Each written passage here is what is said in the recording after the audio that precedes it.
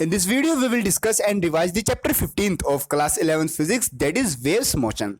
So hello everyone, this is Gaurav. I hope you all are doing well. So around हमारा 4 to 6 marks का ये examination में chapter आता है. इस चैप्टर का जो डिफिकल्टी लेवल है वो थोड़ा मॉडरेट है. मतलब ये चैप्टर इतना ईजी भी नहीं है और इतना ज़्यादा हार्ड भी नहीं है कि समझ में ना आए. मेनली चैप्टर ये है समझने वाला. इसमें कुछ हमारे ऐसे टॉपिक्स हैं, जैसे कुछ ऐसी टर्म्स हैं जिनको हमें समझना है. अगर हम उनको अच्छे से समझ लेते हैं तो ये पूरा चैप्टर हमारे लिए बहुत ज़्यादा ईजी हो जाएगा. हम इसको पूरे चैप्टर को आसानी से कर पाएंगे. सो हम इस सिंगल वीडियो में इस चैप्टर के सभी टॉपिक्स को अच्छे से रिवाइज करने वाले हैं, ताकि ये जो चैप्टर के सभी टॉपिक्स हैं हम अच्छे से उसको कोरिलेट करके माइंड में समझ पाएं और जो एग्जामिनेशन में कहीं पर भी हमारा इससे रिलेटेड कोई भी क्वेश्चन आए उसको हम अच्छे से अटेम्प्ट कर पाएं. So let's start the revision.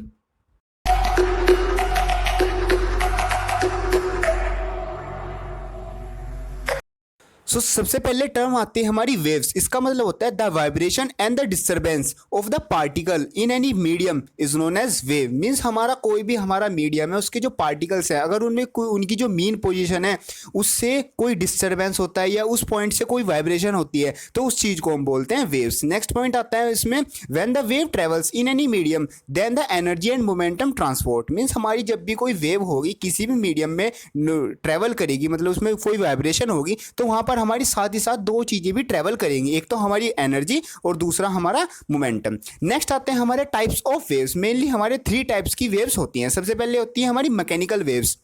इसका मतलब होता है the waves which require a material medium for their propagation are known as mechanical waves. Means mechanical waves हमारी वो वाली वेव्स होती हैं जिनको एक मेटीरियल मीडियम रिक्वायर होता है अपनी मतलब प्रोपोगेशन करने के लिए, अपने आप को ट्रैवल एक प्लेस वन प्लेस से अनदर प्लेस ले जाने के लिए एक मेटीरियल मीडियम रिक्वायर्ड होता है. उन वेव्स को बोलते हैं मैकेनिकल वेव्स. नेक्स्ट आती है हमारी इलेक्ट्रोमैग्नेटिक वेव्स. इसका मतलब होता है the waves which travel in the form of oscillating electric and magnetic fields and they are also known as non mechanical waves. Means हमारी इलेक्ट्रोमैग्नेटिक वेव्स हम वो वेव्स होती हैं जो कि ट्रेवल करती हैं हमारी जो इलेक्ट्रिक फील्ड होती है और जो मैग्नेटिक फील्ड होती है उसकी फॉर्म में जो ट्रेवल करेगी उसको बोलेंगे हम इलेक्ट्रोमैग्नेटिक वेव्स. और इनका हमारा दूसरा नाम है, इसको हम बोल देते हैं नॉन मैकेनिकल वेव्स. थर्ड आती है हमारी मैटर वेव्स. मैटर वेव्स का मतलब होता है the waves associated with micro particles such as electron proton also known as de Broglie waves. जो भी वेव्स हमारी इलेक्ट्रॉन पॉजिट्रॉन जो हमारे माइक्रो पार्टिकल्स होते हैं जो एटम से रिलेटेड होते हैं उनके साथ जो वेव एसोसिएटेड होगी उस वेव को हम बोलते हैं मैटर वेव्स या फिर डी ब्रोगली वेव. नेक्स्ट आता है हमारा types of waves motion. Means हमने समझ लिया कि हमारी वेव्स क्या होती हैं, फिर कितने टाइप्स की वेव्स होती हैं. मेनली 3 टाइप्स की होती हैं हमें पता है. फिर आता है हमारा टाइप्स ऑफ वेव्स मोशन. अब जो हमारी वेव्स होती है वो ट्रेवल करती है तो वो किस तरीके से ट्रेवल करती है. मेनली जो वेव्स होती है वो हमारे 2 तरीके से ट्रेवल करती हैं. एक तो उसका मोशन होता है ट्रांसवर्स वेव और एक होता है हमारा उसका लॉन्गिट्यूडिनल वेव. सबसे पहले आता है हमारा ट्रांसफर वेव. इसका मतलब होता है when the medium particle oscillates perpendicular to the direction of propagation of waves. Means हमारी अगर डायरेक्शन हमारी जो वेव है वो किसी डायरेक्शन में जा रही है, अगर उस मीडियम के पार्टिकल जो है मतलब जो वाइब्रेट कर रहे हैं वो उस प्रोपोगेशन की डायरेक्शन की परपेंडिकुलर कर रहे हैं तो उस वेव को हम बोलेंगे ट्रांसफर वेव. जैसे हमारा डायग्राम में भी शो हो रहा है, मतलब कि हमारा कुछ इस तरीके से होता है जैसे फिगर में शो हो रहा है कि हमारा जो पार्टिकल्स हैं वो कभी ऊपर जा रहे हैं, फिर किसी एक मीन लाइन से ऊपर जा रहे हैं, फिर नीचे आ रहे हैं, ऊपर जा रहे हैं, नीचे आ रहे हैं. मतलब जिस साइड हमारी वेव जा रही है उसके बिहाफ पर, मतलब उसके कंपेरिजन में वो ऊपर नीचे जा रहे हैं, मतलब परपेंडिकुलरली मूव कर रहे हैं. तो इसमें हमारी 2 मेन थिंग्स आती हैं. सबसे पहले अगर वो जब मतलब ऊपर तक जाएंगे, जहां हाईएस्ट तक जाएंगे उसको हम बोलते हैं क्रस्ट, और जो बिल्कुल लोएस्ट पॉइंट तक जाएंगे उसको हम बोलते हैं ट्रफ. नेक्स्ट आते हैं हमारे कुछ इसमें इंपॉर्टेंट पॉइंट, जैसे कि सबसे पहले आता है can also produce in solid because they have rigidity. Means जो हमारी ट्रांसवर्स वेव होती है वो सिर्फ और सिर्फ हमारी सॉलिड्स में ही चलती हैं क्योंकि उसमें रिजिडिटी होती है. नेक्स्ट आता है in liquids on the surface of liquid not in interior. Means अगर लिक्विड में चलेंगे तो उनके जो सिर्फ सरफेस पर चलेंगे, लिक्विड के सरफेस पर, इंटीरियर में नहीं चलेंगे क्योंकि सरफेस पर हमारी जो मतलब थोड़ी एक्स्ट्रा एनर्जी होती है, इसलिए जो हमारी वेव ट्रांसवर्स वेव होती है वो लिक्विड के सरफेस पर भी ट्रेवल कर सकती है. नेक्स्ट आता है क्रस्ट को बोलते हैं हमारा जो maximum displacement in upward direction, और जो ट्रफ होता है उसका मतलब होता है maximum displacement in downward direction. वही जैसे हमारा फिगर में भी शो हो रहा है डायग्राम में, ये ग्राफ में अपर साइड क्या है हमारा क्रस्ट और नेक्स्ट डाउन साइड क्या है हमारा टफ. इसका एग्जाम्पल आता है हमारा सनलाइट. मीन्स जो हमारी सनलाइट होती है वो हमारी मूव करती है इन द वेव. जो उसका वेव का मोशन होता है वो होता है हमारा ट्रांसवर्स वेव. मीन्स कि जिस भी डायरेक्शन में वो जा रही है उसके जो पार्टिकल्स होते हैं वो अपसाइड डाउन साइड, मतलब उसके जो हमारी डायरेक्शन है प्रोपोगेशन की उसके परपेंडिकुलरली मूव करते हैं. Next types of wave motion आता है हमारा लॉन्गिट्यूडिनल वेव। इसका मतलब होता है the wave in which the medium particles oscillates parallel to the direction of wave propagation. इसमें क्या हो रहा है हमारा पैरेलल हो रहा है, उसमें क्या हो रहा था परपेंडिकुलर, मींस उसमें जो भी डायरेक्शन थी उसके ऊपर नीचे हो रहा था, इसमें जो डायरेक्शन है उसके आगे पीछे होगा। मींस जैसे हमारा इसमें डायग्राम में भी शो हो रहा है, यहाँ पर क्या हो रहा है पहले कंप्रेशन हो रहा है फिर रेयरफ्रैक्शन हो रहा है, मतलब पार्टिकल जो है पहले पास आ रहे हैं फिर दूर जा रहे हैं, पास आ रहे हैं दूर जा रहे हैं। इस तरीके से हमारा जो पार्टिकल्स है जो उसमें जो वेव्स हैं वो ट्रेवल कर रही हैं। इसमें भी हमारे कुछ इंपॉर्टेंट पॉइंट आते हैं, जैसे कि can be produce in all types of medium. Means हमारी जो लॉन्गिट्यूडिनल वेव है वो हमारे सॉलिड, लिक्विड और गैस तीनों तरह के मैटर में हम उसको प्रोड्यूस कर सकते हैं। जो हमारी ट्रांसवर्स वेव थी वो सिर्फ हम सॉलिड्स में कर सकते हैं या फिर लिक्विड में सिर्फ हमारी सरफेस पर। नेक्स्ट पॉइंट आता है form due to the compressions and rarefaction. Means जो हमारी लॉन्गिट्यूडिनल वेव होती है वो हमारी किसकी वजह से होती है, कंप्रेशंस एंड रेयरफ्रैक्शन की वजह से हमारी लॉन्गिट्यूडिनल वेव प्रोड्यूस होती है।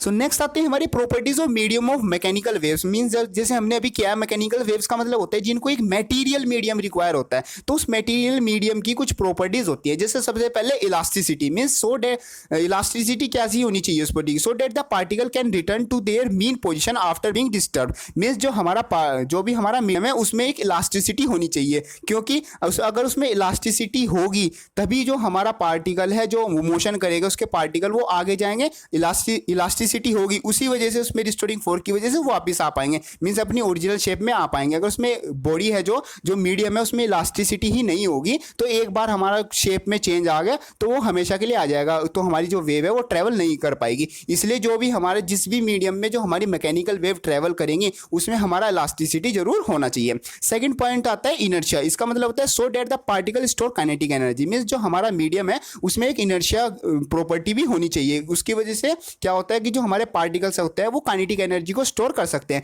अगर वो काइनेटिक एनर्जी को स्टोर कर पाएंगे मतलब उनमें एक वेलोसिटी होगी तो वो आगे ट्रेवल कर पाएंगे। थर्ड आता है minimum friction, so that the wave travel long distance. Means अगर हमारा कोई जो मीडियम है उसके जो पार्टिकल्स है उनके बीच में मिनिमम फ्रिक्शन होगा, बहुत ही कम फ्रिक्शन होगा, तो हमारी जो वेव है वो ज़्यादा दूर तक ट्रेवल कर पाएगी, मतलब उसकी एनर्जी का लॉस बहुत कम होगा। अगर उसमें जो फ्रिक्शन हो जाए वो वैल्यू बढ़ जाए तो क्या होगा, वहाँ पर वो एनर्जी अपनी सारी वहीं पर लूज कर देगी, वेव हमारी ज़्यादा दूर तक ट्रेवल नहीं कर पाएगी। सो हमारा जो मीडियम है उसमें मिनिमम फ्रिक्शन होना चाहिए।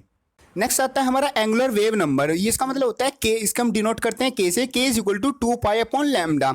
इसमें क्या होता है, मतलब ये हम यूज करेंगे जो आने वाले हमारे जो आगे डेरिवेशन है, जैसे स्टैंडिंग वेव होंगे, हमारे बीट्स वाले होंगे, उसमें हम इसको मेनली यूज करेंगे। अभी तो सिर्फ हमें ये याद रखना है कि एंगुलर वेव होता है हमारा is equal to 2π/λ। So next आता है हमारा wave velocity and phase velocity. Means distance covered by a wave per unit time in its direction of propagation. वही हमारा वेलोसिटी का मतलब क्या होता है, distance travel per unit time. तो ऐसे ही हमारा वेव वेलोसिटी का मतलब होता है distance covered by wave per unit time. इसको हम डिनोट करते हैं v से, v is equal to nu lambda. Means हमारा जो वेलोसिटी होता है v is equal to frequency into जो हमारा पाथ ट्रेवल होता है। और इसी की आते हैं हमारे कुछ डिफरेंट टाइप्स ऑफ फॉर्मूले, मतलब इसी सेम यही हमारा फॉर्मूला है v is equal to nu lambda. इसी को हमने मतलब दूसरी फॉर्म में लिखा हुआ है, जैसे v is equal to lambda upon T और lambda is equal to v upon nu. ये हमारे तीनों एक फॉर्मूला हम याद कर ले, तीनों तो कोई भी हम किसी भी इसमें शेप में इसको कन्वर्ट कर सकते हैं जैसी भी हमारी रिक्वायरमेंट होगी। नेक्स्ट आता है हमारा speed of transverse wave. Means हमारी दो तरह की वेव होती है, एक तो ट्रांसवर्स वेव एंड एक लॉन्गिट्यूडिनल वेव। तो ट्रांसवर्स वेव जो होती है उनकी स्पीड क्या होती है, उसकी स्पीड होती है v is equal to under root eta upon D. Means जो ईटा होता है वो होता है हमारा मॉडुलस ऑफ रिजिडिटी और जो डी होता है वो होता है जो मीडियम है उसकी डेंसिटी। जो हमारी ट्रांसवर्स वेव होती है वो जिस स्पीड से ट्रेवल करती है वो होती है हमारी v is equal to under root eta D.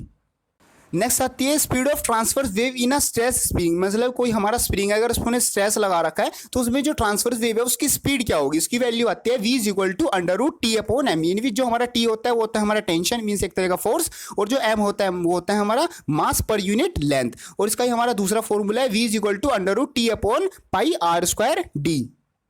इनमें जो r होगा, r हमारा रेडियस, और जो हमारी d होती है, d का मतलब होता है हमारा डेंसिटी। इसमें हमारा एक और फॉर्मूला आता है, मतलब जो कैपिटल M है, जैसे v is equal to T upon capital M mass per unit length. Mass per unit length निकालते हैं हम m is equal to a into रो।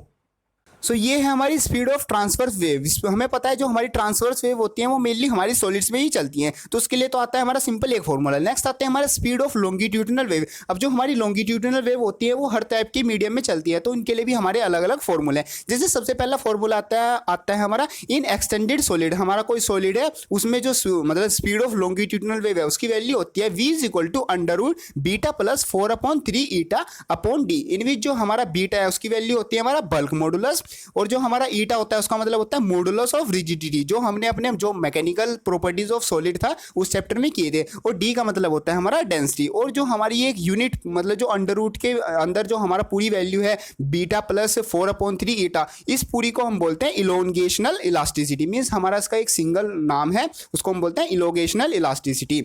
और जो हम नेक्स्ट आती है हमारी इन अ लॉन्ग रोड। मीन्स हमारी सॉलिड की कोई लॉन्ग रोड है उस पर हमारी लॉन्गिट्यूडिनल जो वेव है उसकी स्पीड क्या होगी, वो होती है v is equal to under root gamma upon d. इनमें जो गामा होता है वो यंग मॉडुलस और डी का मतलब होता है हमारा डेंसिटी। नेक्स्ट आता है इन लिक्विड्स में हमारी लॉन्गिट्यूडिनल वेव की क्या स्पीड होती है, वो होती है v is equal to under root beta upon d. इनमें जो बीटा होता है वो हमारा बल्क मॉडुलस और जो डी है डी का मतलब होता है हमारा डेंसिटी। नेक्स्ट आता है हमारा इन गैसेज। ये हमारा गैसेज वाला थोड़ा इंपॉर्टेंट है क्योंकि इसमें हमारा कुछ करेक्शंस आती हैं, कुछ मतलब ये थोड़ा अलग है। तो इसमें आता है in gases according to Newton. Newton ने हमारा एक फॉर्मूला दिया था v is equal to under root beta upon D. Means उन्होंने कहा था कि जो जिस तरीके से जो हमारी लॉन्गिट्यूडिनल वेव है जिस स्पीड से वो हमारी लिक्विड में चलती हैं उसी स्पीड से वो हमारी क्या गैसेस में चलती है। बट उन्होंने कुछ चेंजेस के बाद कहा कि उन्होंने किया कि जो हमारा आइसोथर्मल जो हमारा बीटा था यहाँ पर बल्क मॉडुलस उनकी उसकी जगह उन्होंने रखा आइसोथर्मल बल्क मॉडुलस, क्योंकि जो हमारा इसमें जो कंप्रेशन जो लॉन्गिट्यूडिनल वेव में कंप्रेशन और रेयर फ्रैक्शन हो रहे थे वो बहुत स्लोली हो रहे थे, तो उसकी जगह उन्हें मतलब जो बीटा की जगह है उन्होंने क्या रख दिया वहाँ पर प्रेशर रख दिया। तो हमारा न्यू फॉर्मूला निकल के आया v is equal to under root pressure upon density. लेकिन ये जो मतलब और साइंटिस्ट थे जो कम्युनिटी थी पूरी उन्होंने एक्सेप्ट नहीं किया। तो फिर नेक्स्ट आता है हमारा लैप्लेस करेक्शन। ये हमारा मतलब एक तरीके से जो ये फॉर्मूला है कि speed of longitudinal wave in gases, इसके लिए हमारा एक करेक्शन आता है जिसको हम बोलते हैं लैप्लेस करेक्शन। इसमें क्या आता है after 100 years Laplace corrected this formula, he put adiabatic bulk modulus in place of beta because compressions and rarefaction are produced very fastly in a medium. Means जैसे हमारे न्यूटन साइंटिस्ट ने क्या कहा था कि जो रेयरफ्रैक्शन है और कंप्रेशन है वो बहुत स्लोली हो रहे हैं, लेकिन जो लैप्लेस साइंटिस्ट है उन्होंने क्या कहा कि जो कंप्रेशन है और जो रेयरफ्रैक्शन है वो बहुत फास्टली हो रहे हैं। इसलिए उन्होंने वहां पर जो मतलब प्रेशर की जगह क्या रखा वहां पर एडियाबेटिक प्रेशर, जिसकी जो वैल्यू थी वो थी हमारी गामा पी। मींस जो हमारा लास्टली जो सही फॉर्मूला करेक्टेड फॉर्म में जो फॉर्मूला निकल के आया velocity of a longitudinal wave in gases वो आया हमारा v is equal to under root gamma P upon D. So ये जो हमारा लैप्लेस करेक्शंस है ये हमारे एग्जामिनेशन के लिए भी इंपॉर्टेंट है। नेक्स्ट आते हैं हमारे factors affecting speed of a sound in air. Means जो हमारी साउंड की स्पीड होती है एयर में उसकी जो फैक्टर्स है वो कैसे कैसे इफेक्ट करते हैं। सबसे पहले आता है इफेक्ट ऑफ प्रेशर। इसका मतलब होता है there is no effect of pressure on speed because if pressure will change then density will also change. Means हमारा जो अगर हमारा जो एयर है उसका प्रेशर चेंज हो जाए तो उसमें जो साउंड की स्पीड है वो कैसे चेंज होगी, तो उसमें कोई चेंज ज़्यादातर मतलब कोई नेग्लिजिबली चेंज आता है, उसमें कोई बड़ा चेंज नहीं आता। क्योंकि अगर हमारा प्रेशर चेंज हो रहा है तो हमारी जो डेंसिटी है मीडियम की वो भी साथ ही साथ चेंज होगी। तो उस वजह से जैसे प्रेशर और डेंसिटी साथ में चेंज हो रही है तो जो हमारा वेलोसिटी है वो एक हमारी मतलब कांस्टेंट वैल्यू रह जाती है। नेक्स्ट आता है effect of temperature.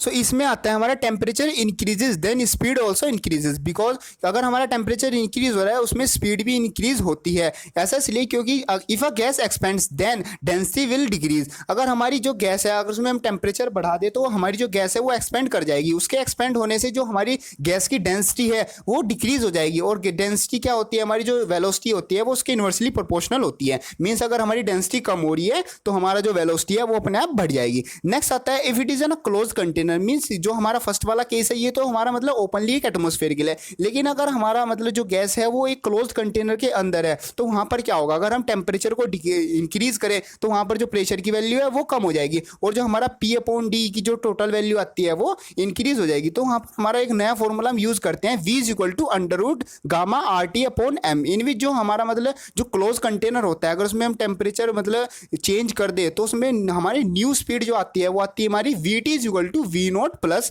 0.61 t। Means ये हमारा वो फॉर्मूला है, इस फॉर्मूले की हेल्प से हम अपनी जो स्पीड ऑफ साउंड है इन एयर उसकी नई वेलोसिटी निकाल सकते हैं अगर हमारा टेम्परेचर में कुछ चेंज हो रहा है और हमारी जो एयर है मतलब जो हम मतलब जो कर रहे हैं, जो हमारा सिस्टम है वो एक क्लोज कंटेनर में है। तो वी नोट की वैल्यू होती है हमारी एक फिक्स वैल्यू होती है 332 मीटर पर सेकेंड और उसमें हमें प्लस करना होता है 0.61 टी और उसमें जो टी होता है वो होता है हमारा हमने कितना टेम्परेचर रखा हुआ है यहाँ पर डिग्री सेल्सियस में हम उसको लेते हैं। सो नेक्स्ट आता है हमारा इफेक्ट ऑफ ह्यूमिडिटी। इसमें आता है जैसे हमारा वो फॉर्मूला है v is equal to under root gamma P upon T. इससे हमें क्या पता चलता है कि जो हमारा वेलोसिटी है वो इन्वर्सली प्रोपोर्शनल है डेंसिटी के। तो जो अगर हमारा गैस एयर में हमारा मॉइस्चर प्रेजेंट है तो उसकी वजह से क्या होता है हमारी जो एयर की डेंसिटी है वो कम हो जाती है। अगर वहाँ पर डेंसिटी कम हो रही है तो अकॉर्डिंग टू दिस फॉर्मूला जैसे हमें दिख ही रहा है कि इन्वर्सली प्रोपोर्शनल है, तो अगर डेंसिटी कम हो रही है तो हमारी जो वेलोसिटी है वो बढ़ जाएगी। Means sound travel faster in moisture air than dry. जैसे हम फॉर्मूले से वैल्यू भी निकाल लेते हैं, जो ड्राई एयर में जो हमारी डेंसिटी की वैल्यू आती है वो आती है हमारी 1.293 किलोग्राम पर मीटर क्यूब। और जो हमारी वेपर के लिए आती है, मीन्स जो वेपर वाली होती है एक तरह से मॉइस्चर वाली, तो उस पर जो डेंसिटी की वैल्यू आती है वो आती है 0.8 किलोग्राम पर मीटर क्यूब।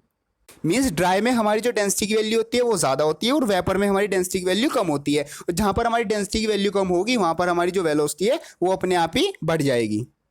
नेक्स्ट आता है हमारा इफेक्ट ऑफ विंड। मीन्स जो हमारी speed of sound in air है उस पर विंड का क्या इफेक्ट पड़ता है। तो हमारी जो रिजल्टेंट वेलोसिटी आती है साउंड की वो हम निकालते हैं v plus omega cos theta के फॉर्मूले से। इन विच जो हमारा v तो हमारी वेलोसिटी होती है और जो ओमेगा मतलब एक तरह से हमारी एंगुलर वेलोसिटी। तो यहाँ पर एक पॉइंट आता है सबसे पहले, when the wind blow in the direction of sound. Means जिस डायरेक्शन में हमारी साउंड जा रही है अगर उसी डायरेक्शन में जो हमारे मतलब विंड है उसी डायरेक्शन में चले वहाँ पर हमारा थीटा क्या हो जाएगा 0 और जो हमारी रिजल्टेंट वेलोसिटी की वैल्यू आएगी साउंड की वो आएगी हमारी r is equal to v plus omega. और अगर हमारा जो साउंड है और जो हमारी विंड है वो दोनों एक दूसरे के अपोजिट डायरेक्शन में चले तो हमारी जो वहां पर रिजल्टेंट साउंड की स्पीड आएगी वो आएगी r is equal to v minus omega. So next and important topic आता है हमारा प्रोग्रेसिव हार्मोनिक वेव। इसका मतलब होता है during wave propagation the particle of the medium vibrate simple harmonically about their mean position, then the wave is known as progressive harmonic wave. Means अगर हमारा जो कोई वेव ट्रेवल कर रही है उसके जो पार्टिकल हैं अगर वो मतलब ऑसिलेशन करें मीन्स हमारा सिंपल हार्मोनिक मोशन करें तो उस वेव को हम बोलते हैं प्रोग्रेसिव हार्मोनिक वेव। नेक्स्ट आती है इसकी displacement equation for progressive harmonic wave. Means ये आती है जैसे हमारे सिंपल हार्मोनिक वेव जो हमारी सिंपल हार्मोनिक मोशन था SHM उसमें आती थी y is equal to a sine omega t. तो इसमें हमारा क्या मतलब क्या चेंज आता है थोड़ा सा, displacement equation of progressive harmonic wave. इसमें हम यूज करते हैं जो हमारा स्टार्टिंग में किया था हमने एंगुलर वेव नंबर जो हमारी होता था k, इसमें हम उसकी वैल्यू यूज करते हैं। जैसे हमारी इक्वेशन आती है y is equal to a sine bracket omega t minus kx। इसमें जो हमारा y है वो तो हमारा जो मतलब डिस्टेंस है एक तरीके से, a मतलब जो हमारा मैक्सिमम एम्पलीट्यूड होता है, साइन हमारा ट्रिग्नोमेट्रिक फंक्शन है, ओमेगा का मतलब जो एंगुलर फ्रीक्वेंसी होती है, टी स्मॉल टी का मतलब होता है जो जिस भी टाइम पर हम कुछ भी मतलब वैल्यू निकाल रहे हैं, और k का मतलब होता है जैसे हमने स्टार्टिंग में किया था हमारा एंगुलर वेव नंबर, x का मतलब होता है हमारा जो भी हमारा डिस्प्लेसमेंट हो रहा है। तो ये फॉर्मूला हम यूज करते हैं when the wave is in moving x direction in positive x direction. अगर जो हमारी वेव है हम ग्राफ में उसको पॉजिटिव x डायरेक्शन की साइड ले रहे हैं तो हम यूज करते हैं ओमेगा टी माइनस kx, और अगर हम उसको नेगेटिव x डायरेक्शन में ले रहे हैं तो हम यहां पर यूज करते हैं y is equal to a sine omega t plus kx, और इसमें k की वैल्यू क्या होती है हमारी 2 पाई अपॉन लैम्डा। नेक्स्ट एक इंपॉर्टेंट पॉइंट्स आते हैं हमारे, जैसे सबसे पहले आता है relation between phase difference and path difference. सबसे पहले हम समझ लेते हैं जो हमारा फेज होता है उसका मतलब क्या होता है। फेज मतलब एक तरह की हमारी वो क्वांटिटी होती है जो हमें मतलब एक तरह से कंप्लीट इंफॉर्मेशन देती है किसी भी वेव के बारे में कि उस किस टाइम पर वो किस पोजीशन में और किस डायरेक्शन में जा रही है, उस क्वांटिटी को हम बोलते हैं फेज। तो यहाँ पर आता है फेज डिफरेंस। फेज डिफरेंस में मतलब जैसे हमारी इनिशियल फेज होता है कुछ, जैसे जब तक हमारी वेव चली नहीं होती और कई किसी मतलब किसी पोजीशन पे पहुंच जाती है तो उनके बीच के डिफरेंस को हम बोलते हैं हमारा जो फेज डिफरेंस होता है। और पाथ डिफरेंस होता है हमारा जो x वाला डिफरेंस होता है, मतलब जो उनके बीच का पाथ डिफरेंस। तो उनके बीच का जो रिलेशन आता है वो आता है हमारा delta phi is equal to 2 pi upon lambda into delta x. Means जो हमारा phase difference is equal to 2 pi upon lambda into path difference. ये हमारा phase difference and path difference में एक रिलेशन होता है। नेक्स्ट रिलेशन आता है हमारा relation between phase difference and time interval. इसका मतलब होता है phase difference is equal to 2 pi upon capital T into delta t, delta small t. इनमें जो हमारा कैपिटल टी होता है वो तो हमारा मतलब पूरा एक एसएचएम करने में कितना ऑक्सीलेशन करने में कितना टाइम लगता है वो होता है, और डेल्टा टी का मतलब स्मॉल टी का मतलब होता है यहाँ पर हम किस टाइम पर जो वैल्यू है मतलब किसी भी फेज डिफरेंस की या किसी भी चीज़ की वैल्यू निकाल रहे हैं उस टाइम पर मतलब उस टाइम पर उसको हम बोलते हैं स्मॉल टी। ये दोनों ही फॉर्मूले हमारे एग्जामिनेशन और वैसे भी हमारे दोनों ही बहुत ज़्यादा इंपॉर्टेंट होते हैं। यहाँ से कभी कभी डायरेक्ट क्वेश्चन भी आ जाते हैं, बाकी हमें ये डेरिवेशंस और उसके लिए भी बहुत ज़्यादा यूजफुल होते हैं। नेक्स्ट टॉपिक आता है हमारा बीट्स। इसका मतलब होता है when two sound waves of same amplitude travelling in the same direction with different frequency superimpose to each other then the their intensity varies periodically with the time. This phenomena is known as beats. Means इसका मतलब होता है कि हमारे पास दो sound waves हैं, उनका जो एम्पलीट्यूड है वो सेम है लेकिन उनकी जो फ्रीक्वेंसी है वो अलग अलग है दोनों की, किसी की हाइयर है किसी की लोअर है। वो दोनों अगर सेम ही डायरेक्शन में ट्रेवल करें और किसी भी पॉइंट पर जाकर एक दूसरे पर सुपर इम्पोज हो जाएं तो वहाँ पर क्या होता है जो उनकी इंटेंसिटी होती है वो पीरियोडिकली वेरी करती है टाइम के अकॉर्डिंग। तो उस फिनोमेना को हम बोलते हैं बीट्स। मीन्स जो हमारे मतलब अगर वो आपस में एक दूसरे के ऊपर सुपर इम्पोज होती हैं वहाँ पर हमारी एक तरह से बीट बनती है। इसमें आते हैं हमारे कुछ इंपॉर्टेंट पॉइंट, जैसे कि सबसे पहले आता है complete cycle of maximum and minimum intensity is called one beat. Means हमारा जो कंप्लीट साइकिल होता है एक मैक्सिमम एंड मिनिमम इंटेंसिटी का, उस कंप्लीट साइकिल को हम बोलते हैं अपनी सिंगल बीट। नेक्स्ट आता है number of beats heard per second is equal to beat frequency. Means हम वन सिंगल सेकंड में कितनी हम बीट्स को हियर्ड करते हैं उसको हम बोलते हैं बीट फ्रीक्वेंसी। और जो हमारी बीट फ्रीक्वेंसी होती है वो होती है हमारी equal to the difference of frequency of two interfering waves. Means हमारी जो जैसे हमारी टू वेव साउंड वेव्स थी सेम एम्पलीट्यूड और डिफरेंट फ्रीक्वेंसी की, वो सेम डायरेक्शन में जा रही थी, एक दूसरे पर सुपर इम्पोज हो गई तो कहीं पर वो उनका जो मतलब क्रस्ट है वो मिलेगा, कहीं पर उनका ट्रफ मिलेगा और कहीं पर वो मीन डायरेक्शन मीन पॉइंट है 0 पॉइंट पर वहाँ पर मिलेगी। तो जहाँ पर वो मिलती रहेंगी ऐसे वहाँ पर मैक्सिमम एंड मिनिमम इंटेंसिटी होती रहेगी। तो उनमें जो हमारा बीट फ्रीक्वेंसी आती है वो आती है हमारी nu b is equal to nu one minus nu two. Means हमारा उनकी फ्रीक्वेंसी के डिफरेंस से आता है हमारा बीट फ्रीक्वेंसी। नेक्स्ट आती है हमारी कंडीशन फॉर बीट्स। मीन्स हमारी जो बीट्स होंगी वो मतलब उनकी क्या कंडीशन होगी कि वहाँ पर हमारा जो टू साउंड वेव्स हैं सेम एम्पलीट्यूड की डिफरेंट फ्रीक्वेंसी की अगर वो सुपर इम्पोज कर रही हैं तो वहाँ पर क्या कंडीशन है कि उनमें जो बीट्स है वो प्रोड्यूस होगी। सबसे पहले आती है the difference should not exceed more than 10। Means जैसे हमारा ये फॉर्मूला था nu total beat frequency is equal to frequency first minus frequency second. इनके जो बीच का डिफरेंस होना चाहिए वो मोर देन 10 नहीं होना चाहिए, 10 से लेस होना चाहिए, तभी क्या है हमारी जो बीट्स हैं वो प्रोड्यूस होंगी। तो नेक्स्ट आती है हमारी इक्वेशन फॉर बीट फ्रीक्वेंसी। इसमें आती है y is equal to capital A sine pi bracket n1 plus n2 into small t।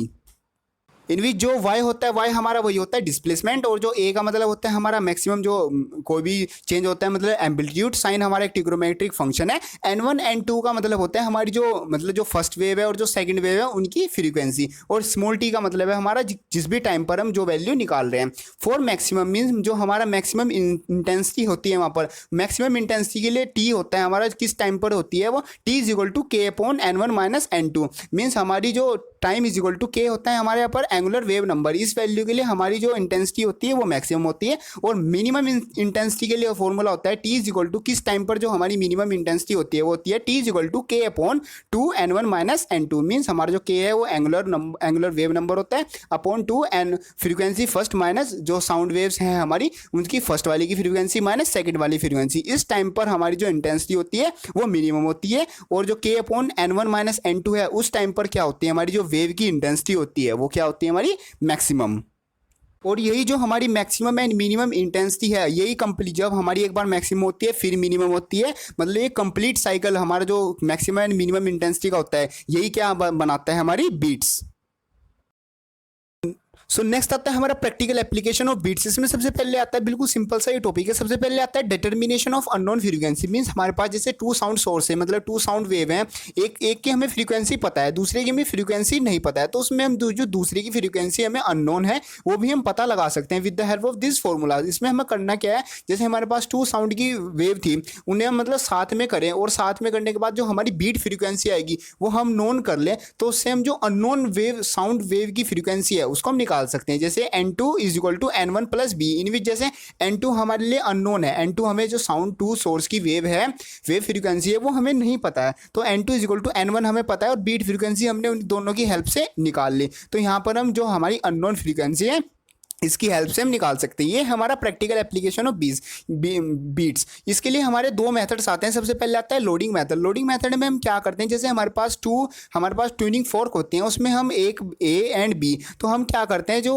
Attach a little wax to B, मतलब जो हमारी बी वाली ट्यूनिंग फोर्क है उस पर हम लिटिल वैक्स लगा देते हैं। तो उसकी वजह से क्या होता है, सबसे पहले if the beat frequency decrease, मतलब हम अगर उसको मतलब उसको हिट करें या फिर मतलब उसमें फ्रीक्वेंसी प्रोड्यूस करें, तो अगर हमारी जो बीट फ्रीक्वेंसी है वो डिक्रीज हो जाती है वैक्स लगाने की वजह से, तो वहां पर हम यूज करेंगे ये वाला formula N2 is equal to N1 plus b, इनमें जो N2 है, N2 मतलब है हमारा फ्रीक्वेंसी इन B वाली ट्यूनिंग फोर्क में, N1 मतलब है फ्रीक्वेंसी इन A वाली फोर्क, और B का मतलब जो हमारी वहाँ पर बीट फ्रीक्वेंसी आई है, जो भी मतलब वैक्स लगाने के बाद चेंज आया है। सेकंड आता है इफ बीट फ्रीक्वेंसी इंक्रीज, मतलब वैक्स लगाने के बाद अगर हमारी जो बीट फ्रीक्वेंसी है वो इंक्रीज हो जाए, तो वहाँ पर हम यूज करेंगे N2 is equal to N1 minus b, means N2 हमारा वही बी वाली ट्यूनिंग फोर्क के लिए फ्रीक्वेंसी, N1 हमारा A वाली फ्रीक्वेंसी, A वाली ट्यूनिंग फोर्क के लिए फ्रीक्वेंसी, और बी मतलब हमारा बीट फ्रीक्वेंसी है। हमारा मेन हमारा मतलब यहाँ पर क्या है, एक में पॉजिटिव है एक में नेगेटिव है। अगर हमारी जो बीट फ्रीक्वेंसी है वो वैक्स लगाने के बाद डिक्रीज होती है तो हम प्लस यूज करेंगे, और अगर हमारी जो बीट फ्रीक्वेंसी है वो वैक्स लगाने के बाद इंक्रीज होती है तो वहां पर हम क्या यूज करेंगे, N2 is equal to N1 minus b. Next method आता है हमारा फिलिंग मेथड। ये दोनों मेथड मेनली हमारे यूज होते हैं determination of unknown frequency, means हमारे पास टू साउंड सोर्स हैं, जैसे हमने ले लिया A tuning fork and B tuning fork, उनमें हमारे पास एक की हमें फ्रीक्वेंसी नोन है एक की अननोन है, तो हम इन दो मेथड की हेल्प से अननोन जो फ्रीक्वेंसी है उसको निकाल सकते हैं। फिलिंग मेथड का क्या मतलब होता है, मतलब उस पर कुछ एक फिल करना, मतलब थोड़ा पेपर लगाना या फिर मतलब कुछ एक तरीके से वेट लगाना। तो इसमें भी हमारा ये होता है, जैसे अगर बीट फ्रीक्वेंसी डिक्रीजेज, अगर पेपर लगाने के बाद या कुछ फिल करने के बाद उसमें जो हमारी बी वाली ट्यूनिंग फोर्क थी उसमें जो बीट फ्रीक्वेंसी वो डिक्रीज होती है, तो वहाँ पर फॉर्मूला यूज होगा N2 is equal to N1 minus b. और अगर बीट फ्रीक्वेंसी जो है वो इंक्रीज हो जाए फिल करने के बाद, तो वहां पर यूज करेंगे हम N2 is equal to N1 minus b, वो N1 प्लस बी, और वही है हमारा N2 मतलब जो बीट फ्रीक्वेंसी है ट्यूनिंग फोर्क बी वाली के लिए, और N1 मतलब जो फ्रीक्वेंसी है हमारी ट्यूनिंग फोर्क ए वाली के लिए। नेक्स्ट एप्लीकेशन आती है for tuning musical instruments, means जो हमारे म्यूजिकल इंस्ट्रूमेंट्स होते हैं उन सबको ट्यून करने के लिए भी हम इसको यूज़ करते हैं। मीन्स जो हमारी सबकी बीट्स होती है, जैसे हमारा बैकग्राउंड में म्यूजिक बजता है और सिंगर मतलब अपनी वॉइस ओवर करता है और ऐसे सब कुछ होता है, लेकिन हम क्या सुनते हैं, मतलब सारा जो हम सुनते हैं वो बिल्कुल एक सही फॉर्म में आता है, तो उसको भी एक ट्यूनिंग करने के लिए सारे म्यूजिक इंस्ट्रूमेंट की, जैसे ड्रम हो गया या फिर हमारा कोई भी किसी भी तरह के हमारे जो इंस्ट्रूमेंट्स हो गए उन सबको ट्यून करने के लिए भी हम इस जो बीट फ्रीक्वेंसी की एप्लीकेशन है उसको यूज़ करते हैं। नेक्स्ट आता है for producing colourful effects in music, means जो हमारा म्यूजिक है उसमें थोड़े से और अच्छे इफेक्ट डालने के लिए भी हम इसको यूज करते हैं। नेक्स्ट इंपॉर्टेंट टॉपिक आता है हमारा डॉपलर इफेक्ट। इसका मतलब होता है the apparent change in the frequency of sound when the sound source या फिर observer and the medium are relative motion, means हमारा जो सुनने वाला कोई भी हमारा ऑब्जर्वर है, ऑब्जर्वर तो मतलब एक तरीके से हमारा देखने वाला होता है, लेकिन हम यहाँ पर यूज़ करते हैं ऑब्जर्वर, मीन्स जो हमारा जो भी फ्रीक्वेंसी उसको सुन रहा है वो वाला, और जो हमारा एक सोर्स होता है साउंड का सोर्स, उन दोनों के बीच में अगर हमारा रिलेटिव मोशन होता है, मीन्स हमारा वो एक दूसरे की डायरेक्शन में बढ़ रहे हैं या एक दूसरे से अपोजिट जा रहे हैं, तो वहाँ पर जो उनकी वजह से जो फ्रीक्वेंसी ऑफ साउंड में जो चेंज आता है उस चेंज को हम बोलते हैं डॉपलर इफेक्ट। सो नेक्स्ट हमारे कुछ इंपॉर्टेंट से पॉइंट आते हैं छोटे से, जैसे कि आता है हाई फ्रीक्वेंसी। अगर हमारी किसी साउंड सोर्स की हाई फ्रीक्वेंसी है तो उसकी जो आवाज़ होगी, मतलब जो उसकी साउंड होगी वो होगी हमारी शेल, मीन्स हमारी पतली होगी। मेनली जैसे हमारी जो गर्ल्स की साउंड होती है, मीन्स जो उनका वॉइस होती है वो पतली होती है, तो उनकी क्या होती है वहाँ पर उनकी हाई फ्रीक्वेंसी होती है। और नेक्स्ट आता है low frequency. Low frequency means जो हमारी आवाज़ मोटी होगी, मतलब थोड़ी भारी होगी, मीन्स ग्रेव साउंड होगी। तो ये मेनली हमारे बॉयज़ में जो फ्रीक्वेंसी होती है, उनकी जो वॉइस की फ्रीक्वेंसी होती है वो लो फ्रीक्वेंसी होती है। नेक्स्ट आते हैं डॉपलर इफेक्ट की, मतलब जो डॉपलर इफेक्ट हो वो मतलब हम किस तरीके से यूज करते हैं। जैसे सबसे पहले हमारा केस आता है when the source is moving towards the observer, means हमारा एक ऑब्जर्वर है, मींस जो भी हम जो भी हमारा आवाज को सुन रहा है वो एक जगह पर खड़ा है, लेकिन जो हमारा साउंड सोर्स है, कुछ भी मान लो कोई डीजे है या फिर कोई एम्बुलेंस है या कुछ भी है, साउंड सोर्स है कोई भी, वो उसकी साइड मूव कर रहा है, ऑब्जर्वर की साइड, तो हमारी जो वहां पर फ्रीक्वेंसी आएगी, न्यू फ्रीक्वेंसी जो आएगी, जो ऑब्जर्वर को नई फ्रीक्वेंसी सुनेगी, वो आएगी हमारी N dash is equal to N bracket V minus V upon V minus V S, in which जो एन डैश है, एन डैश मतलब हमारी जो न्यू फ्रीक्वेंसी आएगी जब हमारा जो साउंड सोर्स है उसकी ऑब्जर्वर की साइड मूव करेगा। एन का मतलब जो हमारी इनिशियल फ्रीक्वेंसी थी साउंड सोर्स की, जो ओरिजिनल फ्रीक्वेंसी थी साउंड सोर्स की। वी का मतलब है जिस वेलोसिटी से जो हमारा साउंड सोर्स है, मीन्स कि जो हमारा v है, v का मतलब होता है हमारा जो साउंड की स्पीड है, और vs का मतलब होता है जो हमारा साउंड सोर्स है उसकी जो स्पीड है। तो when a sound source is moving towards the observer, तो हम इसके लिए ये वाला फॉर्मूला यूज करेंगे। नेक्स्ट आता है when a sound source moving away from the observer. अब क्या, ऑब्जर्वर तो हमारा मतलब एक हमारा स्टेशनरी पोजीशन में ही खड़ा है, लेकिन जो हमारा साउंड सोर्स है वो उससे दूर जा रहा है, तो वहाँ पर जो हमारा फ्रीक्वेंसी में जो चेंज आएगा, जो न्यू फ्रीक्वेंसी आएगी, वो आएगी हमारी N dash is equal to N bracket v upon v plus v s. यहाँ पर क्या हो जाएगा हमारा v प्लस वी एस हो जाएगा। मीन्स जो हमारा साउंड की जो स्पीड है उसमें हमारी जो साउंड सोर्स की जो स्पीड हो जाएगी वो दोनों ऐड हो जाएंगी। साउंड एंड साउंड सोर्स की स्पीड अलग है। जैसे साउंड की स्पीड तो है जिस स्पीड से हमारी जो साउंड है वो ट्रेवल कर रही है इन एयर, और साउंड सोर्स की स्पीड का मतलब है यहाँ पर जैसे हमारा कोई भी मान लेते हैं, हम इधर से हमारी कोई एम्बुलेंस थी, उसकी कोई साउंड थी, वो जो हमारा जो व्हीकल है या फिर जो भी एम्बुलेंस है वो किस स्पीड से चल रही है, वो है हमारी वी एस।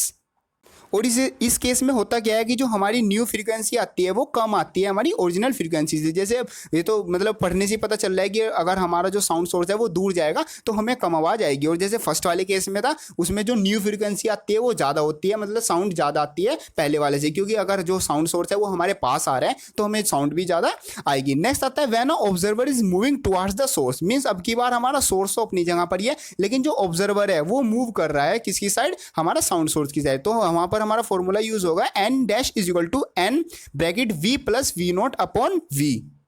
इसमें सेम हमारा सबकी वही वैल्यू है, जैसे एन डैश का मतलब न्यू फ्रीक्वेंसी, एन का मतलब हमारी जो ओरिजिनल फ्रीक्वेंसी थी साउंड की, और वी का मतलब जो हमारी साउंड की स्पीड है इन एयर, और वी नॉट का मतलब है हमारा यहाँ पर जो ऑब्जर्वर की जो हमारी स्पीड है, जिस स्पीड से वो हमारा साउंड सोर्स है उसकी साइड जा रहा है। यहाँ पर क्या होता है, जो हमारी इनिशियल फ्रीक्वेंसी थी वो ज़्यादा आती है, और जो हमारी न्यू फ्रीक्वेंसी होती है वो कम होती है।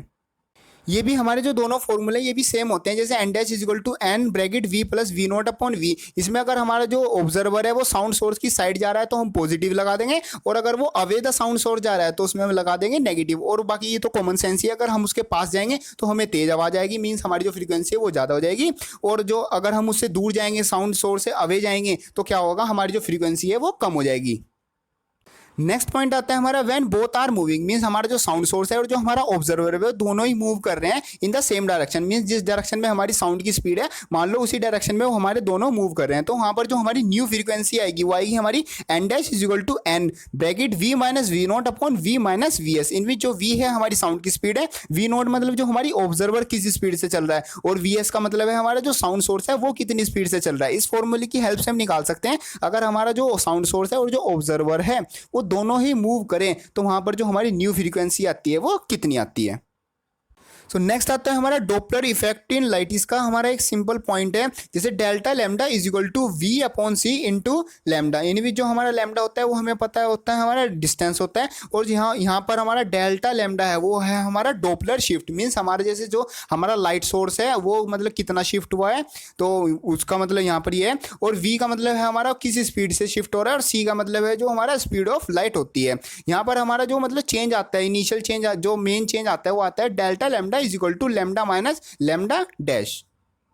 मीन्स कि जो हमारा मेन जो डॉपलर इफेक्ट आता है लाइट में वो आता है कि हमारा कितना जो मतलब डिस्टेंस चेंज हुआ है, मतलब पहले कितना डिस्टेंस लाइट को ट्रेवल करना पड़ रहा था, अब कितना ट्रेवल करना पड़ रहा है, उनके बीच के डिफरेंस आता है हमारा Doppler effect in light. So next topic आता है हमारा stationery waves vibration of a air column. सबसे पहले हम समझ लेते हैं स्टेशनरी वेव्स का मतलब क्या होता है। इसका मतलब होता है when two identical waves of same amplitude and same frequency travelling in a opposite direction with the same speed along the same path superimpose to each other, then the resultant wave does not travel in either direction and is called standing wave. Means इसका मतलब होता है हमारे पास two identical waves हैं, means जो उनका amplitude है और जो उनकी फ्रीक्वेंसी है वो दोनों ही सेम है। वो दोनों क्या हो रही है, एक दूसरे की डायरेक्शन में आ रहे हैं, मतलब एक दूसरे के अपोजिट है। एक लेफ्ट से आ रही है और एक हमारे राइट से आ रही है। वहां पर वो क्या होता है, उन दोनों के एक दूसरे वो सेम स्पीड से आ रही हैं और दोनों दोनों एक दूसरे के ऊपर सुपर इम्पोज होती हैं। तो जो वो जहां पर सुपर इम्पोज होती हैं वहां पर वो क्या होता है, जो रिजल्टेंट वेव होती है वो तो ना ही हमारी लेफ्ट में और ना ही हमारे राइट में ट्रेवल कर पाती है। तो वो जहां पर स्टेशनरी हो जाती हैं, उस वेव जहां पर जब वो स्टेशनरी होते हैं तो उस वेव को हम बोलते हैं स्टैंडिंग वेव या फिर हमारी स्टेशनरी वेव। इसके लिए जो हमारी इक्वेशन आती है वो आती है y is equal to 2a sine 2 pi lambda into x into cos 2 pi upon t into small T.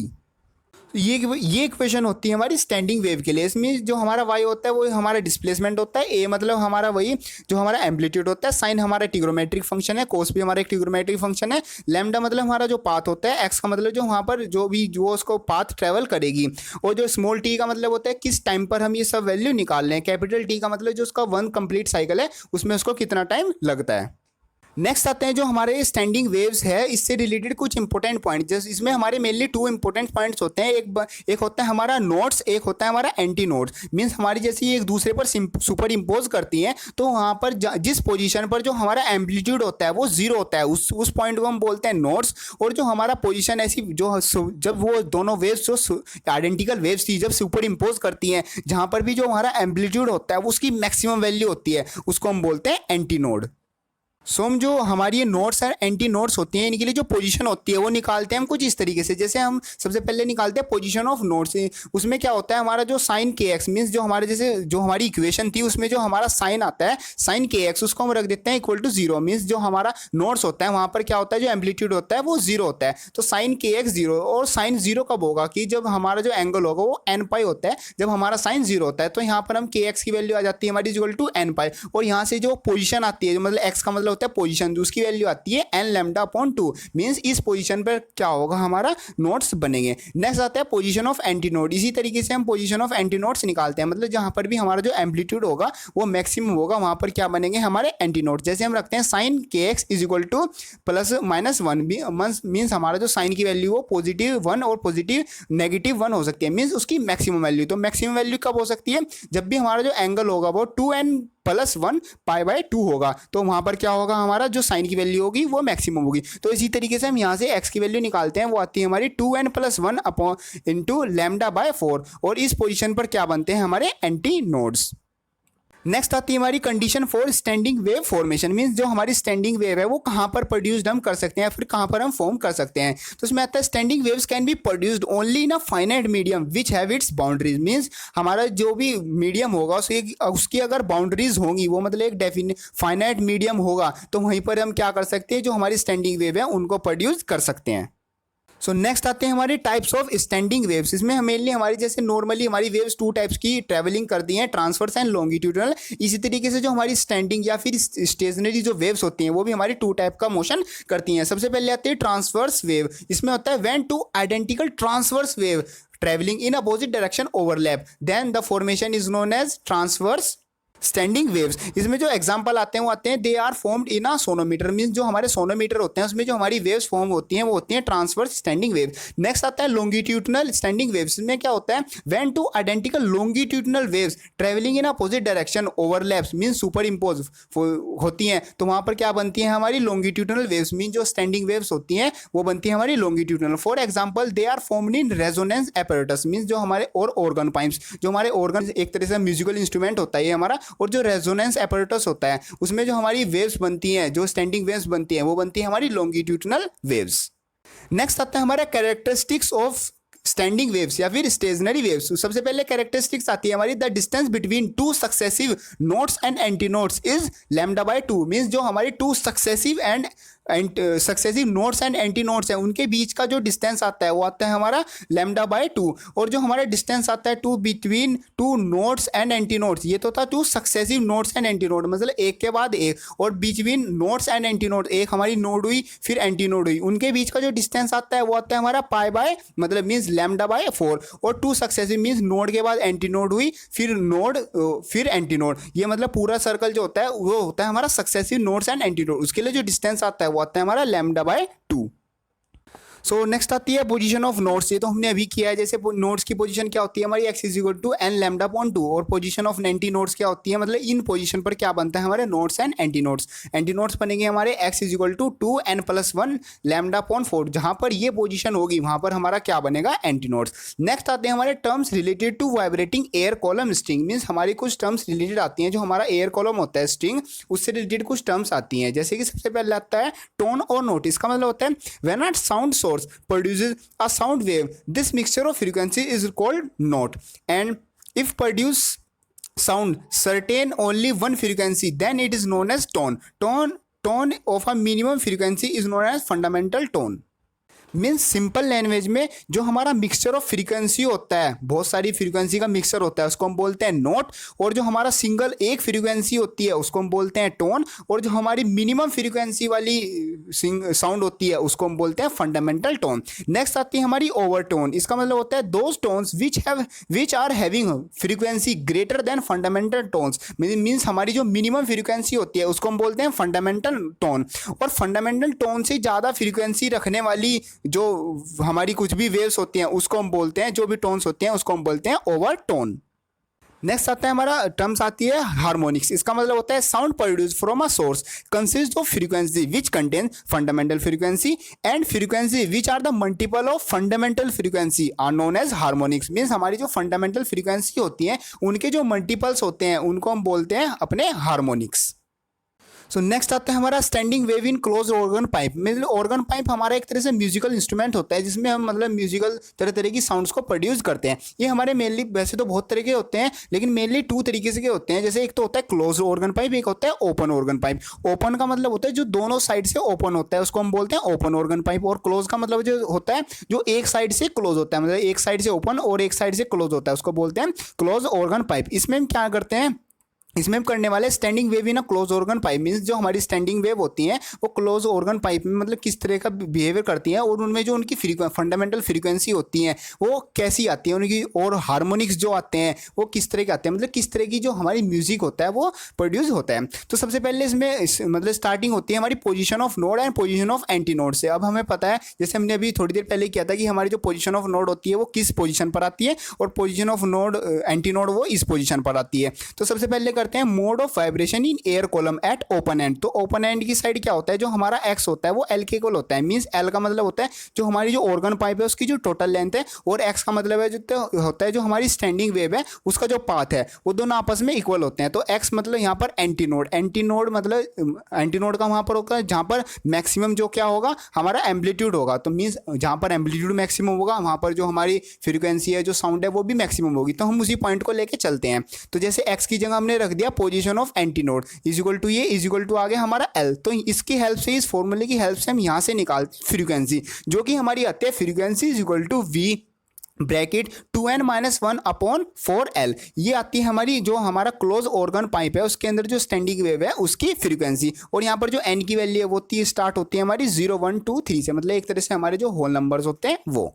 और यहाँ से जो हमारा इंपॉर्टेंट पॉइंट आता है समझने के लिए क्लोज ऑर्गन पाइप से, वो आएगा जितनी भी हमारी एन की वैल्यू होगी उतने हमारे नोड और एंटी नोड प्रेजेंट होंगे। मतलब एग्जामिनेशन में और मतलब टेस्ट वेस्ट में यहाँ से क्वेश्चन यही आता है। सबसे पहले तो इसका डेरिवेशन आता है कि what is standing wave in close organ pipe, इसका एक पूरा डेरिवेशन आता है। और फिर एक छोटा सा क्वेश्चन पूछ लेते हैं कि अगर हमारी एन की वैल्यू ये है तो हमारे नोड्स कितने बनेंगे या फिर हमारे एंटी नोड जो है वो कितने बनेंगे। तो जितने भी हमारी एन की वैल्यू होगी उतने हमारे नोड और एंटी नोड बनेंगे in the case of close organ pipe. Means जैसे n1 is equal to v upon 4l, मतलब इस फॉर्मूले में वैल्यू रखते रहेंगे और हम निकालते रहेंगे।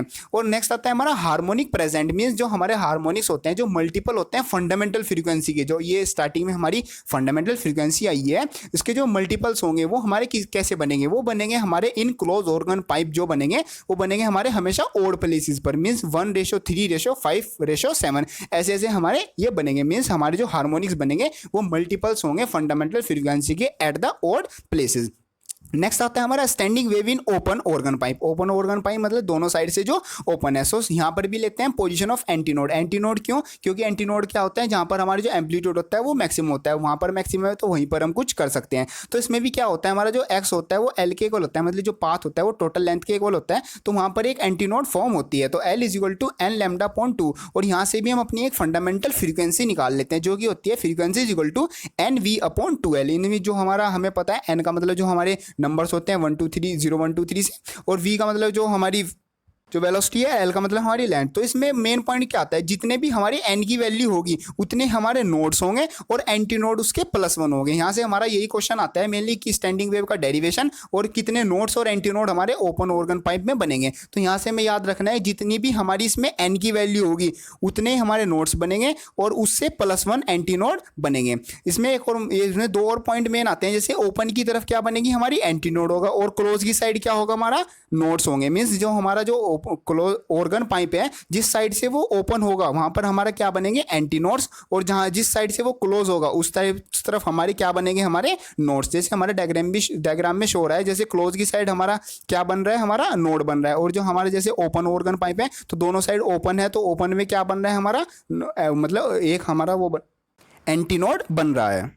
सो ये सब है हमारा standing wave in close and open organ pipe. Simple सा ही टॉपिक है। इसमें से मेनली जो क्वेश्चन आता है वो आएगा हमारा, एक तो इनकी जो डेरिवेशन है वो, और एक हमारा जो एन की वैल्यू है उसकी हेल्प से हम नोड्स और एंटी नोड्स कैसे निकाल सकते हैं, और जो हमारे हार्मोनिक्स होते हैं वो क्लोज ऑर्गन पाइप में ओड में वो मतलब किस तरीके से प्रेजेंट होते हैं। तो हम इसमें सबसे पहले एक बार फिर से मतलब रिपीट कर देते हैं छोटा सा। जैसे हम इसमें सबसे पहले क्या लेते हैं, नोड्स और एंटी दोनों में एंड नोड्स एंटी नोड की पोजीशन लेके एंटी नोड की हेल्प से हम जो हमारी फंडामेंटल फ्रीक्वेंसी है वो निकाल लेते हैं। उसकी हेल्प से हम एन की वैल्यू से हम नोड्स एंटी नोड्स भी निकाल लेते हैं, और अपने जो हार्मोनिक्स हैं उनको भी हम देख लेते हैं कहाँ पर क्या बनते हैं।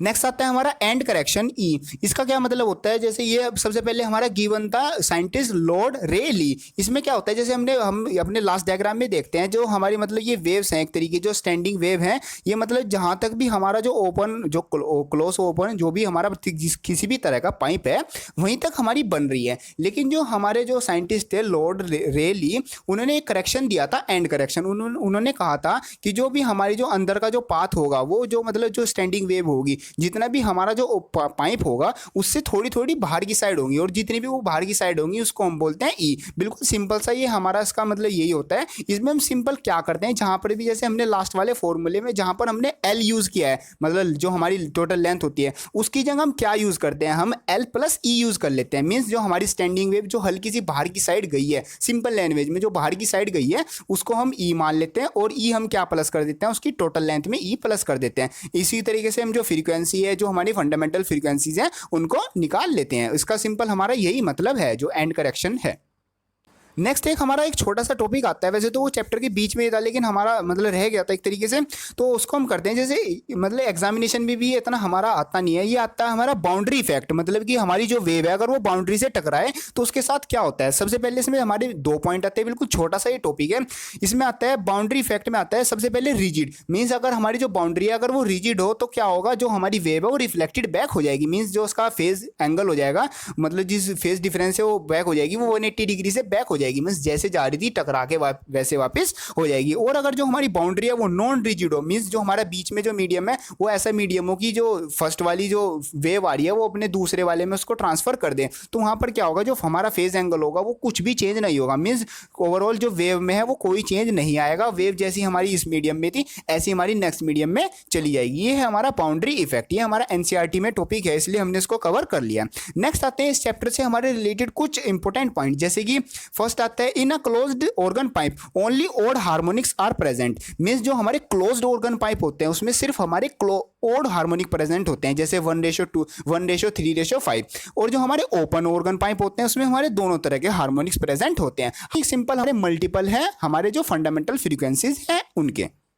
नेक्स्ट एक टॉपिक आता है resonance tube. Resonance tube simple हमारा बहुत आसान सा टॉपिक है, मीन्स ये मतलब इतना ज़्यादा एक्सप्लेनेशन भी नहीं है इस चैप्टर में इसका। ये है जैसे स्टैंडिंग विन ऑर्गन पाइप है ना हमारे, इसी तरीके से हमारी एक रेजोनेंस ट्यूब होती है। इसमें भी हम इस तरीके से करते हैं, जैसे इसमें L1 और L2 होती है हमारी जो ट्यूब होती है उनकी लेंथ, और जो हमारी फ्रीक्वेंसी है वो ट्यूनिंग फोर्क की हमारी फ्रीक्वेंसी न्यू होती है। तो इसमें हम जो स्पीड की साउंड होती है इसकी हेल्प से हम इस साउंड की स्पीड निकाल लेते हैं, जो कि आती है हमारी V = 4 new bracket L1 + 0.3d, और इसमें जो d होता है वो होता है हमारा diameter of the resonance tube. इस फॉर्मूले की हेल्प से हम सिंपली हम निकाल सकते हैं अपना स्पीड ऑफ साउंड। और इसमें भी हमारा एक तरीके से जैसे एंड करेक्शन आता है, वो भी हमारा 0.3d = L2 - 3L1/2, बिल्कुल सेम जैसे हमारा ऑर्गन ओपन पाइप है, मतलब ओपन जो हमारे पाइप्स हैं उसी तरीके से हमारी एक रेजोनेंस ट्यूब होती है। दोनों का काम हमारा यही होता है। नेक्स्ट पॉइंट आता है frequency is the most fundamental property of the wave because it does not change with medium. Frequency हमारी मीडियम से रिलेटेड कभी नहीं होती, मीडियम के बिहाफ पे चेंज नहीं होती, इसलिए हम इसको एक फंडामेंटल क्वांटिटी मानते हैं। मीन्स कि जो हमारी वेव है उसकी एक फंडामेंटल प्रॉपर्टीज को हम मानते हैं। नेक्स्ट एक मतलब रिलेशन या फॉर्मूला कह सकते हैं आता है, जो कि हम डायरेक्ट यूज कर सकते हैं अपने जो हमारे न्यूमेरिकल्स होते हैं। ये आता है vibration of a stretch spring V = √T/m, means T हमारा टेंशन और M हमारा मास पर यूनिट लेंथ। इस फॉर्मूले की हेल्प से हम डायरेक्ट न्यूमेरिकल में यूज करके हम क्या निकाल सकते हैं, vibration of a stretch string. So this is the revision of chapter 15 wave motion class 11th physics. Chapter इतना हार्ड नहीं है, इजी सा ही चैप्टर है, बस थोड़ा समझने वाला है इसको। मतलब चैप्टर को थोड़ा 1-2-3 बार रिपीट करना होता है। इसके जो डेरिवेशंस है उसकी जितनी भी टर्म्स हैं उसको हमें बार बार रिपीट करना होता है, तभी ये जाके हमारे अच्छे से समझ में आता है। लेकिन अभी भी आपका अगर कोई भी चैप्टर में से कोई भी डाउट है, कोई टॉपिक आपकी समझ में ना आया तो प्लीज़ उसको कमेंट करें, और अगर वीडियो हेल्पफुल है तो प्लीज़ इसको वीडियो को लाइक ज़रूर करें। और फॉर मोर वीडियोज़ मतलब इस तरह की वीडियोज़ जो हमारी 11th एंड 12th की साइंस की वीडियोस हैं उनका नोटिफिकेशन पाने के लिए मतलब चैनल को सब्सक्राइब करें। और अब आपके जो क्लासमेट्स हैं उनको ये जो मतलब वीडियो है और जो चैनल है जरूर शेयर करें। So best of luck for your examination and thank you.